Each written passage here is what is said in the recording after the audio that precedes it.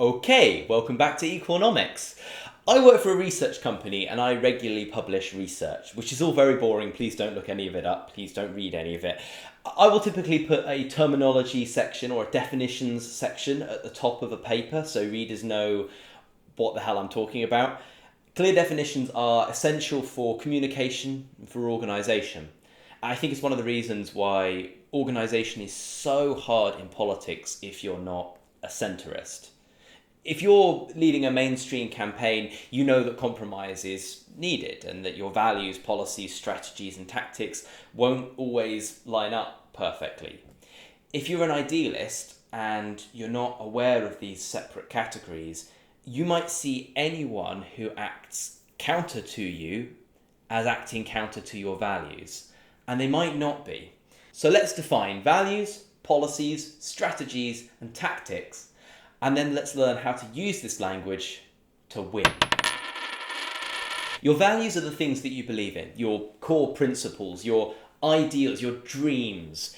For example, you might long to see a day where no one in the world goes hungry. Or, if you're a fascist, you might long to see a day where the British Isles are populated exclusively by white people. Excuse me while I go throw up. These would be your values. Policies are how you bring about the change that you want to see, your concrete rules designed to implement your values. So an example of policies include wealth tax, universal healthcare, the systematic deportation of everyone that doesn't meet your eugenic standards. These would be policies. Strategy is how you put your policies into action. Now, in a democratic system, this typically means how to convince people to support your policies. It might be about how to get elected, or it might be about how to force the governing power to implement your policy. Of course, a military coup would be an alternative strategy. Tactics are specific short-term actions used to carry out a larger strategy. So the protests, the social media campaigns, the language you choose to use, the group you're choosing to scapegoat today. Two people might have the same values, but might have a different policy to implement that. Two people might agree on the same policies, but might have different strategies on how to implement that policy. One strategy can include various different tactics. In fact, some strategies deliberately have multiple different groups of people using different tactics to reach different people. If you're in a disagreement with someone, work out what layer your differences are on. If you disagree on values, don't discuss policy. And I'm sorry, this is going to be a really difficult conversation to pursue. People's values do change, but it's typically a very slow process, and I can't think of any personal values that I've changed in the last decade. And I've had a faith deconstruction and a political radicalization in that time. The good news is, most people do share at least some of your core values. Eugenics advocates are rare, and most people who are mass deportation, their values are about providing for the people of their country, and they've just been told that the eugenics policies are their solution.